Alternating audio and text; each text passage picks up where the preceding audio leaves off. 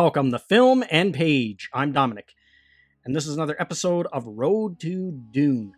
So, some comic book related to Dune news came out a few days ago, and it was reported on over at Bleeding Cool. So, I'm going to go through the Bleeding Cool article that talks about the upcoming comic series Dune House Atreides, and then I'm going to talk about the art team that are assigned to these books and give my opinions on it. So, let's get right into the article. First, look at official Dune prequel comic called House Atreides.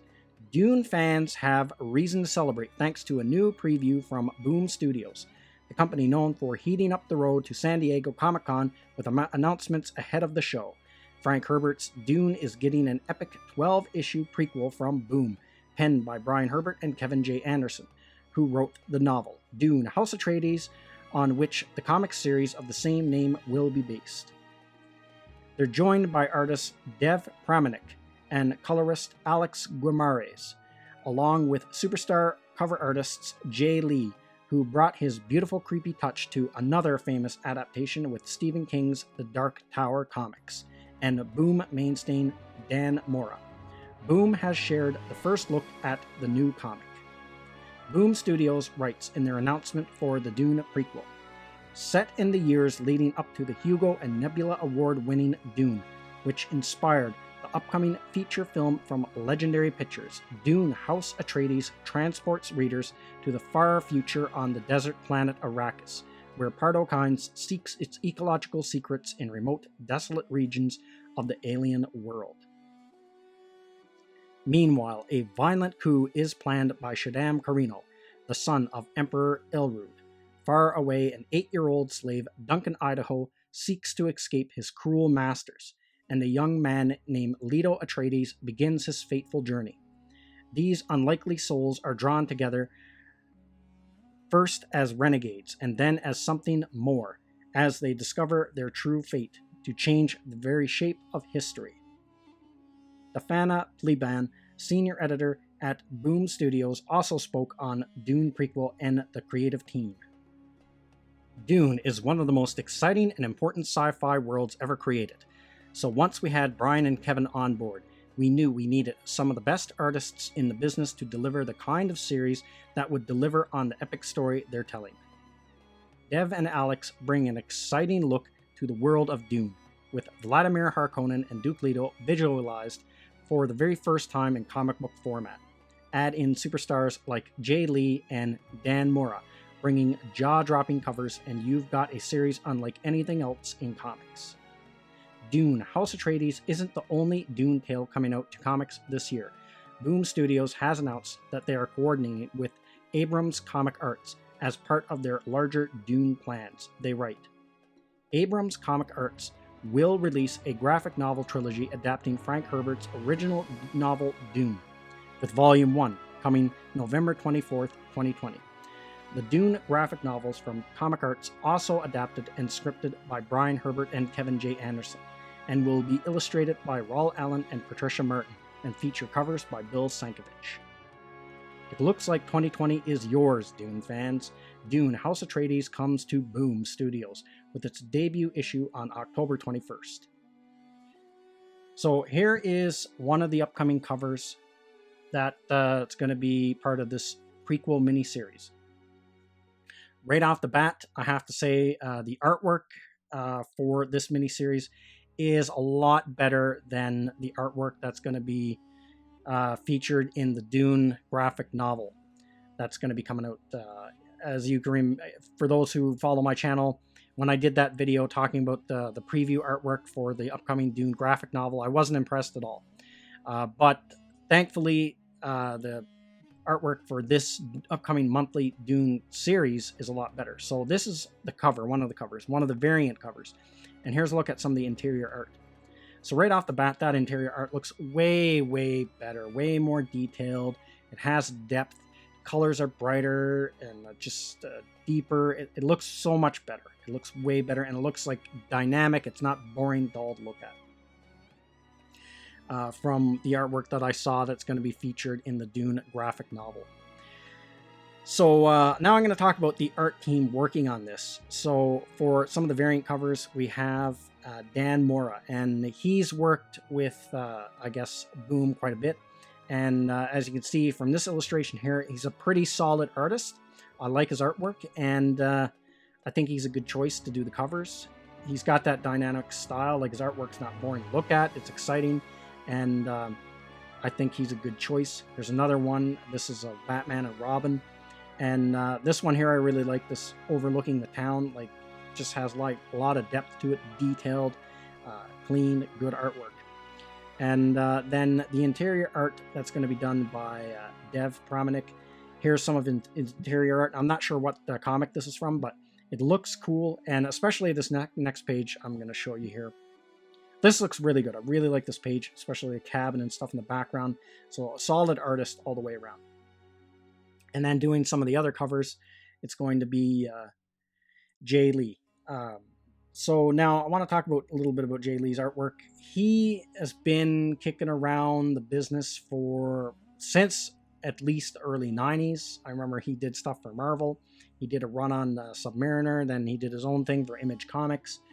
And his style has changed quite a bit from his early days. Like, he's got a very distinct style now. Like, his style is down pat. Like, he knows his style, and you know his artwork as soon as you see it. Now, I've heard some varying opinions. People either love him or hate him, his artwork style. Well, this is my stance on his artwork style. I don't like it when he does mainstream superheroes, with the exception of maybe like a few. Like, he can do Swamp Thing and Batman because they kind of match his style, because he's got that creepy gothic style. But characters like Superman, the Hulk, Silver Surfer, stuff like that, no, he wouldn't do it for me. But his Batman, because Batman's kind of a creepy character anyway, and he's gothic, so his artwork, that character he can get away with doing. But where I really like his artwork and he really thrives is like gothic horror stuff. Like, look at this. This is from the Illustrated Dracula. Now, that's actually a book I own. It's the Dracula novel where he's done a bunch of illustrations throughout the book. And this is one of the illustrations from that book, and it looks fantastic. That looks great. And this is another one he did, Zorro and Django. Crossover, great artwork. See, like, this is where he really where he really thrives with stuff like that. And of course, he's done a lot of Dark Tower work, and his art style just suits that perfectly. So now I want to go back over and talk about the preview artwork that was I did a video about. That's for the upcoming Dune graphic novel, and how I thought it was just flat, boring looking, and kind of creatively lazy.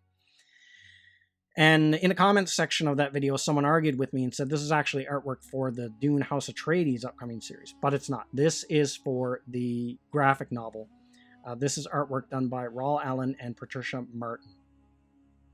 And I'll show some more of his art, or some more of their artwork. This is from, I think, a Valiant comic, Hardwire. I'm not sure. These two pages here, and you can tell that the coloring style that they're going for, it's kind of like.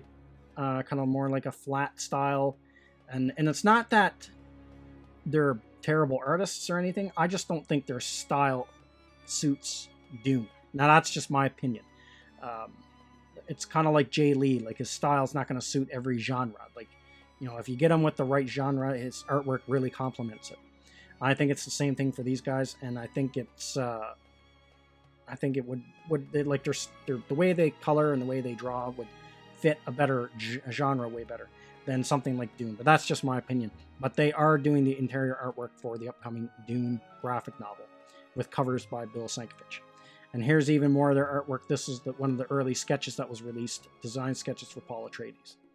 And to set aside any doubt at all that they're doing the artwork for that Dune graphic novel, this is the listing for the Dune graphic novel on Amazon.com, and you can see their names: Raul Allen, illustrator, and Patricia Martin, illustrator, right in the credits right there. And that's coming out November 24th, 2020. So what do I think of this, the prequel books being done in comic book, being adapted to comic book format and done in a monthly series? I think it's a good thing, actually. I'm excited for it. Now, I know there's a lot of Dune fans out there that aren't big fans of Brian Herbert and Kevin J. Anderson. And I can understand that. I kind of got like a middle of the road view of their books. Like, in my opinion, they're not as good as Frank Herbert's good books, like nowhere near as good, but they are entertaining, and I did read a lot of them. So If I thought they were really, really terrible, I wouldn't have gotten through as many of their books as I did. And I just kind of stopped reading them because I kind of got burned out on their books. I was reading so many of them that I had to switch it up and take a break from it for a while. But their writing style, I think, would fit pretty good with comics anyway. And Kevin J. Anderson has a long history of doing comics, because I have comics. Actually, one of my favorite expanded universe stories from the Star Wars comics that Dark Horse did back in the 90s, actually Kevin J. Anderson wrote those, and it was Tales of the Jedi, Dark Lords of the Sith, and it was a mini-series 1 through 6, and just everything, the writing, the story, the artwork, all of it, I really liked it. So there are areas where he's pretty good, and comics is one of them. So he has experience writing comics. It's not like they just plucked someone from, out of thin air to write this.